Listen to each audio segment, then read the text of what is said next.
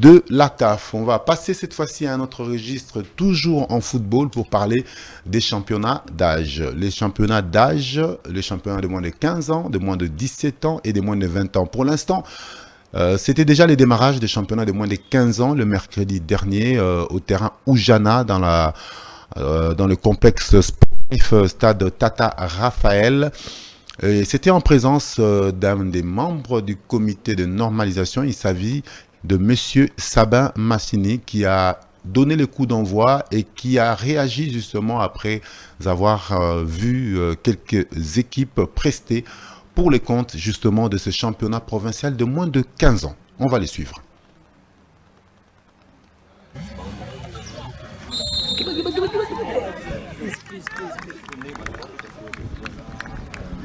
D'abord, les impressions sont très bonnes, c'est-à-dire naturelles, hein, parce que nous avons tous voulu, et comme vous le voyez, la politique footballistique dans d'autres pays, ça commence par les bas âges.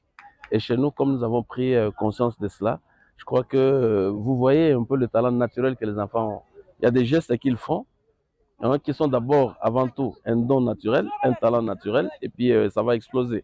Donc c'est pour dire que nous avons un sentiment très positif pour cela, très positif, et nous devons encourager. Parce qu'il y a beaucoup d'avantages en faisant jouer des compétitions comme celle-ci. D'abord, il y a le problème d'âge qui ne va plus être tronqué, et puis il y a des talents, certes, hein, ces enfants qui, 4 ans, 5 ans plus tard, hein, même 3 ans plus tard, on pourra le voir dans les équipes d'âge très avancé. Prenons les seniors A' ou seniors A, ou même l'équipe de U23.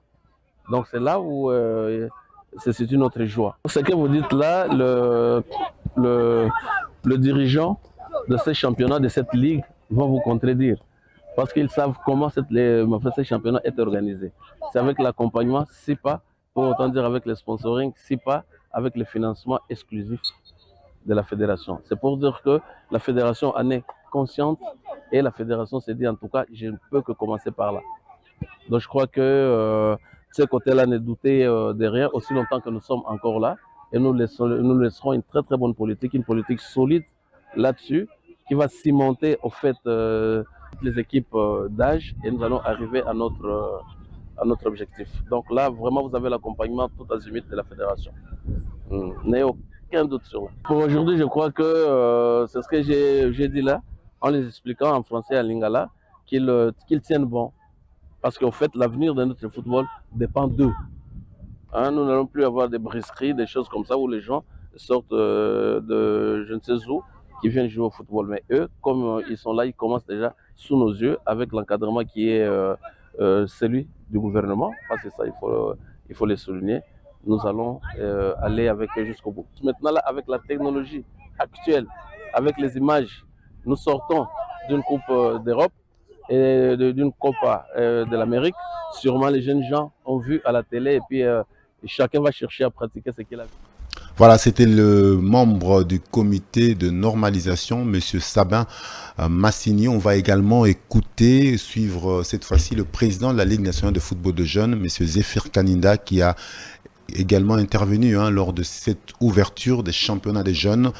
Il a insisté sur l'âge en annonçant quelques décisions ou quelques dispositions prises par rapport à cet effet et cette disposition prévoit notamment des sanctions sur les dirigeants qui s'hasarderaient à aligner des joueurs plus âgés que la catégorie ou les catégories d'âge où elles sont concernées. Les U15, l'édition qui suit connaît de cas de tricherie, tout simplement parce que les enfants qui ont pris goût avec ces activités de vacances ne savaient pas où aller lorsqu'ils sortaient de leur catégorie. Raison pour laquelle, avec les responsables des structures de formation, nous nous sommes mis ensemble, nous avons réfléchi et on a trouvé un terrain d'entente qu'il fallait avoir des compétitions pour satisfaire à toutes les catégories de football d'âge. Nous avions lancé déjà le U17 sur le plan national. Là, je reviens de Bukavu où j'ai assisté à une grande finale de U17. À Goma, j'ai assisté aussi à une grande finale de U17. Et il y aura la phase nationale ici à Kinshasa, le championnat pour les U17. Et les autres qui ont déjà dépassé l'âge de jouer dans le U17, nous les avons placés dans la catégorie des U20. Et vous savez, sur le plan continental, nous avons des compétitions qui l'ont déjà à l'horizon. Nous avons voulu qu'à travers ces compétitions, donner l'opportunité aux encadreurs, disons, aux sélectionneurs de U20, leur staff, de faire une détection de plus, en dehors de la détection qui a été faite pendant le différents championnats. Donc, à avoir toutes ces catégories, ça nous permet d'éviter la tricherie et ça nous permet aussi de donner l'occasion aux jeunes gens d'être détectés par les différents techniques des équipes d'âge. Je disais tantôt qu'il y a eu quand même un effort qui a été fait du côté des encadreurs de centres de formation, de structures de formation, mais tout n'est pas parfait. Personnellement, en arrivant, j'étais avec un encadreur. J'ai vu certains enfants que j'avais déjà vus il y a 3 ans. Bon, s'ils avaient moins de 15 ans il y a 3 ans, ils ont joué. Je ne pense pas qu'ils aient toujours moins et qu'ils soient toujours dans cette même catégorie. Mais là, l'appel à lancer, c'est au niveau de ces encadreurs-là. Les encadreurs sont d'abord des pédagogues. Ils doivent commencer par se faire respecter eux-mêmes. Lorsque vous apprenez à un enfant de tricher, mais sachez qu'il ne va plus vous respecter. Et aussi, c'est au niveau de la société. Ces jeunes gens sont encadrés par qui est un frère, qui est un ami, qui est un cousin, qui est un parent. Ils savent très bien que l'enfant n'est pas de la catégorie. Nous invitons tous ceux qui savent.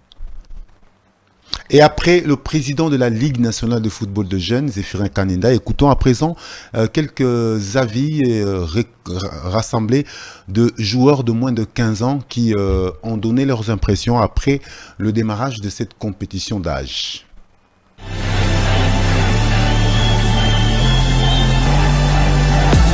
Bon, je suis d'abord heureux parce que ça n'a pas été un match facile. L'équipe adverse est très bonne. On a joué, puis notre équipe aussi, on a une très bonne équipe. On s'est bien organisé au milieu de terrain, en attaque, et on a une opportunité de marquer en attaque. Et ce championnat, je suis d'abord heureux parce que on m'a dit que c'est une détection pour les jeunes, des devoirs. Alors ça me fait du bien, ça m'épanouit de jouer, donc ça me fait vraiment plaisir. Le championnat n'est pas mal, on se débrouille quand même, on est là, on joue toujours, et puis on ne lâche rien. J'ai essayé de faire un peu plus le mien, de porter un plus dans mon équipe, de faire ce que je n'avais pas fait dans les matchs qui sont passés. J'ai essayé d'ajouter un plus. S'il faut marquer, je vais marquer, défendre. C'est ça mon but. En fait, on va juste donner le meilleur de nous-mêmes et prouver aux autres que nous sommes forts, c'est ça. La même chose, on va juste donner le meilleur de nous-mêmes. On va continuer à jouer au foot, travailler l'évolution donc. Parce qu'on voyage tout ça. On ne sait pas vraiment, mais on va faire un effort de bien jouer ce match. Bon, j'ai remarqué que les équipes sont bien préparées. Les équipes ont vraiment préparé ce championnat parfaitement pour un but précis. Donc on doit faire de même pour aboutir à quelque chose pendant la fin du championnat, vu qu'on doit apprendre à jouer en fait, pour mieux débuter le championnat. Pour mon équipe, je dois donner le mieux de moi-même, le meilleur de moi-même, pour aboutir à quelque chose collectivement et individuellement. Oui, on a un match à jouer aujourd'hui. Un bon résultat individuel et collectif.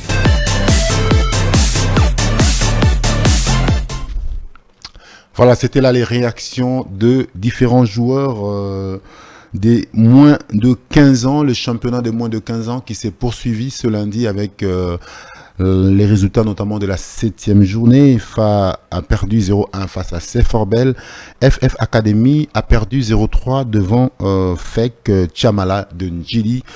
Showcase a fait 0 but partout devant Oujana. Lokolomoto s'est imposé 2-1 devant Benfica Kin.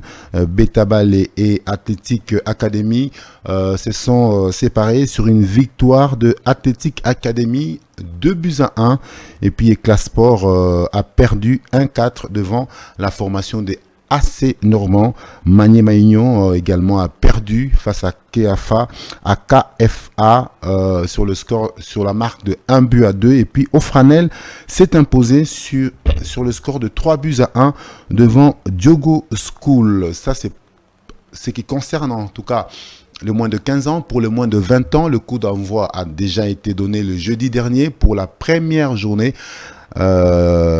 Concernant les résultats, Seforbel s'est imposé 3-0 devant Éclat Sport le jeudi dernier. Oujana et Chocaz se sont départagés sur la marque de 1 but partout. EFA et Athletic Academy également se sont départagés sur le score nul vierge. FC Les Aigles du Congo s'est imposé sur la marque des 4-0 devant Diogo School. Les Stars de MB ont perdu 0-2 face à JCL Academy. Et puis Normand s'était imposé 3-0 face à FF Academy pour le dernier match. Demain mardi, il y a plusieurs rencontres qui sont prévues pour le compte de la deuxième journée de ce championnat de moins de 20 ans. La journée de demain mardi concernera exceptionnellement le championnat de moins de 20 ans qui se joue le jour pair, mardi et jeudi. Tandis que le moins de 15 ans se joue le lundi, le mercredi et le vendredi. Et pour la journée de demain mardi, pour ce qui concerne les championnats de moins de 20 ans, au rendez-vous, il y a à partir de 8h30 Ndjadi FF Academy, 10h30 Éclat Sport Showcase, 11h30 AC Jena, Seforbel, Athletic Academy face à Oujana à partir de 13h, 14h30 Diogo School sera face à EFA. À 15h30, Académie Giselle va jouer les Aigles du Congo. Et puis les Stars de MB seront face à AC Normand. À partir de 16h30, ce sont là les rendez-vous pour la deuxième journée de championnat de moins de 20 ans. Prévu demain au stade Tata Raphaël de la Quétude. Alors, pour ce qui concerne le moins de 17 ans, comme vous l'avez suivi lors de notre dernière émission, les secrétaires nationaux avait annoncé cet événement pour le 3 août et cet événement est attendu à bras ouverts, notamment par des partenaires qui sont partenaires habituels, EMS, Enzo Management Service, qui accompagne justement la Ligue nationale de football avec un autre partenaire qui est monsieur Yannick Mowawa, qui donc prévoit de prendre de sceller ce partenariat par plusieurs initiatives que je vous propose de suivre vous-même à travers cet élément, cette interview, ces longues interviews que nous avons réalisées. Justement, c'était lors de l'ouverture de ce championnat d'âge. Je tiens à remercier encore une fois de plus la Ligue nationale de football des jeunes d'accorder à Enzo Management le privilège d'assister encore à leur championnat des jeunes. Déjà, pour la plupart me connaissent, c'est la deuxième, troisième fois que la société essaie d'accompagner la Ligue nationale de football des jeunes pour le football. Et aujourd'hui, je suis venu avec un partenaire parce que c'était dans les clauses de notre partenariat. Et donc, je vais vous présenter monsieur Yannick Mowawa, entrepreneur, homme d'affaires. Et lui-même, je lui laisserai le privilège de vous dire qui il est. Merci beaucoup Gérard. Alors déjà pour moi c'est aussi un plaisir d'être là. Quand je vois tous ces jeunes jouer, ça me rappelle d'où je viens, parce que je suis passé par là aussi. Et comme j'ai toujours dit, pour moi le plaisir d'être là, c'est plutôt de donner la chance à ces jeunes de pouvoir avoir ce que nous on n'a pas eu. Donc moi c'est monsieur Yannick Mowawa. Je suis jeune entrepreneur. Donc je suis un peu dans beaucoup d'activités. Mais ce qui m'amène ici, c'est parce que je suis aussi partenaire de EMS dans le cadre de la détection et l'accompagnement des jeunes afin de pouvoir leur donner des opportunités assez solides pour pouvoir évoluer dans ce domaine du football. Donc c'est encore un plaisir pour moi d'être là et j'en profite aussi pour remercier la Ligue des jeunes de football qui peut déjà compter sur nous, compter sur EMS en tant que partenaire. Nous serons toujours là pour les accompagner, pour les assister et pour aider à ce que tout ce qui va être fait dans le cadre de l'accompagnement des jeunes soit une réalité et que le succès soit de mise. Donc c'est un plaisir, on va rester là pendant un temps, essayer un peu de voir ce que les jeunes vont produire en termes de football. Et comme Gérard l'a dit, nous on sera plus focus sur les U17, c'est ça? Voilà, donc c'est cette compétition-là qui nous intéresse au plus haut point. Et nous serons partenaires rapprochés dans le cadre de cette activité-là. Donc voilà en fait ce que je suis et ce qui m'emmène ici et mes motivations. Ce que j'apprécie, c'est la qualité de l'aire de jeu. Déjà le fait de donner aux jeunes cette possibilité-là, déjà dès le bas âge, de pouvoir exercer sur des terrains assez bons comme ça, c'est une très bonne chose. Parce que comme j'ai dit, nous on n'a pas eu cette chance-là. Nous on a joué sur du sable, c'était pas évident. Mais là ils ont la pelouse, c'est déjà bien. Et en termes de niveau, je sens quand même qu'il y a du travail qui est fait. Il y a la qualité que je sens au niveau des joueurs, au niveau des jeunes. Et là, je félicite quand même leurs entraîneurs parce que quand tu vois des jeunes faire 2, 3, 4, 5 passes, ils savent se regarder dans les yeux. Et je pense que c'était une très bonne chose. Donc, tout ce qu'il nous faut, c'est un peu d'organisation. Le talent est là. Le Congo a toujours été un vivier, tout le monde le sait. C'est le Brésil de l'Afrique. Tout ce qu'il nous faut, c'est de l'organisation, la structuration. Et après, je pense que tout va aller dans le bon. Le partenariat, il vient en soutien. Il vient en soutien parce que chaque compétition organisée, comme il vous a dit, les U17, c'est la catégorie qui nous attache parce qu'on parle des jeunes de 15 ans et de 16 ans. Là, on a 2 ou 3 ans sur la formation. Le partenaire, déjà, à chaque fois qu'il y aura un événement national des U17, il apportera son soutien. Par exemple, là maintenant, pour la prochaine compétition nationale qui va se passer le 3, on compte par l'intermédiaire du partenaire offrir déjà une ambulance parce que c'est important qu'il y ait toujours une ambulance à côté.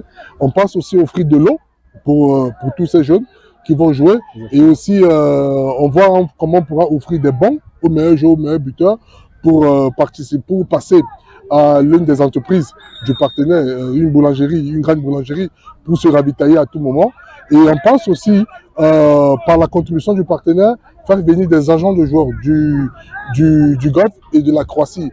Bien que c'est des jeunes, ces jeunes qui seront détectés par ces mêmes agents auront des suivis, un suivi particulier par rapport à